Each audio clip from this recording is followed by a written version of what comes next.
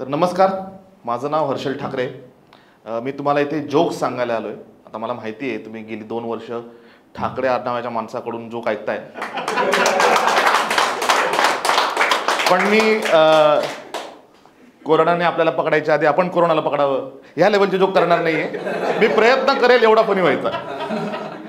बरं, आणि माझ्या आवाजासाठी सॉरी. लोक म्हणतात माझा आवाज जरा आतिफ असलमसारखा आहे. बघा, आता ह्या जोकची इथे काही गरज नव्हती आणि आतिफ असलमचा आवाज पण खराब नाही आहे. पण तो एक पाकिस्तानी कलाकार आहे आणि माझा आडनाव ठाकरे असल्यामुळे मला त्याच्यावर टीका करणं गरजेचं आहे.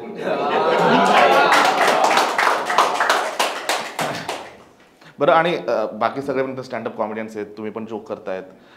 तुम्हीही माझ्यावर जोक करू शकता, असं काही नाही की मला वाईट वाटेल. मी हिंदीत आणि मराठीतही जोक करतो. हिंदी त्याच्यासाठी काही लोक हिंदी आहेत त्यांना मराठी कळत नाही. भाई कभी सोचा था महाराष्ट्र में आके ठाकरे सरने वाला आदमी नॉन मराठी के बारे में सोचेगा? तो आप लोग भी मेरे ऊपर जोक कर सकते हो, कोई दिक्कत नहीं. मैं वो ठाकरे नहीं हूँ जो उसके बारे में बात करते हैं तो बस वगैरह फोड़ देता है. हम लोग वो काम आउटसोर्स कर देते. सो ठीक आहे. पण ह्या सगळ्या गोष्टींचा मला त्रास व्हायला लागला. मी आधी स्वतःच्या नावावरून स्वतःवर जोक करायला लागलो आणि लोक ऑफेंड व्हायला लागली. लोक मला ट्रोल करायला लागले, शिव्या द्यायला लागली, हे ते वगैरे. तर मी सोडून दिलं.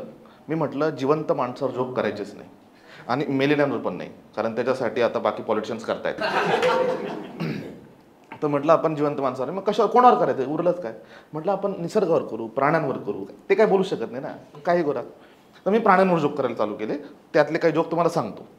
तर आपण ससा कासव ही गोष्ट ऐकली लहानपणापासून, हां, की ससा झोपतो, कासव हळूहळू चालत राहतं, निघून जातं, जिंकतं वगैरे वगैरे वगैरे वगैरे. हे आपल्याला, पण ही गोष्ट आपल्याला चुकीची शिकवली गेली. मी सांगतो कसं. हे बघा काय झालं, दोघांची रेस लागली. कासव सातत चालत होतं. ससा पळाला पुढे, त्याला वाटलं आराम करू, झोपू जरा निवांत. तेवढ्यात कासव जिंकलं. जिंकून कासवाला मिळालं काय, त्याचा फायदा काय झाला? काहीच नाही. ससाची झोप तर झाली. कुठली रेस जिंकण्यापेक्षा झोप महत्वाची ना. आणि मी माझ्या आयुष्यातली 10 वर्ष पुण्यात काढली.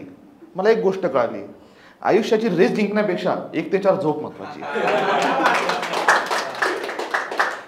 पुढचा प्राणी झुरळ, कॉक्रोच. सगळ्यांना माहिती, सबको पता है कॉक्रोच. तर कॉक्रोच असा प्राणी आहे जो डायनोसॉरच्या काळापासून जिवंत आहे. त्याला कोणीच नाही मारू शकत, काहीच कोणी करू शकत नाही. म्हणजे न्यूक्लिअर वाईपआउट जरी झालं, सगळे माणसं मरतील, सगळं जळून जाईल, कॉक्रोच जिवंत राहील. त्या कॉक्रोचला फक्त असं जमिनीवर चालत असेल त्याला उलटं करा, तो काहीच करू शकत नाही. मग मला एक गोष्ट सांगायची, एवढ्या वर्षांपासून तू जिवंत आहे, इव्हॉल्युशनची एवढी संधी तुला मिळाली, तू काहीतरी चांगली गोष्ट, ही गोष्ट तू रिपेअर केली असती. उद्या झालंच न्यूक्लिअर वाईपआउट, सगळे मेले. त्या वाईपआउटची जी एक वेव्ह येईल, त्या वेव्हने चालतोय कॉक्रोच असा उलट होऊन गेलं. असं करत बसलं आयुष्यभर. त्याला सरळ करणार कोण उरणार आहे? काही फायदाच नाही.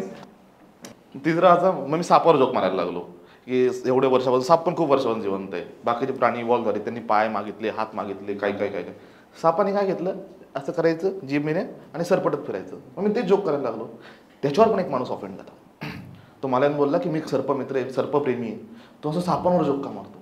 त्याला म्हटलं, मला एखाद्या सापाने जर सांगितलं की मला वाईट वाटलं, मला आवडत नाही, मी ऑफेंड झालोय, मी नाही मारणार, सापाला सॉरी म्हणेल. तो म्हणला ठीक आहे मी जातो. मग तो जंगलात गेला. त्याने एक साप बघितला. त्या सापाला त्याने थांबवलं, त्याला विचारलं, त्याला सांगितलं की असा एक ठाकरे नावाचा माणूस आहे, तुझ्यावर जोक मारतोय. सापने सगळं ऐकलं, असं ऐकलं, त्याचं संपलं, चावून घेतलं त्याला. कारण हे बघा, तो साप आहे, त्याला चावायचं कळतं, कोणाला चावायचं हे कळत नाही. आणि तसेच काही लोक, आपल्या ऑनलाईन ट्रोलिंग वगैरे करणारे लोक हे तसेच असतात. त्यांना फक्त चावायचं कळतं, कोणाला चावायचं हे त्यांना कळत नाही. मला पॉलिटिकल जोक्सची खूप खाज असते. त्याच्यामुळे अजून एक सांगतो. तसाच एक माणूस आहे, सकाळी 9 वाजता रोज पत्रकार परिषद घेतो, तो पण चावतो.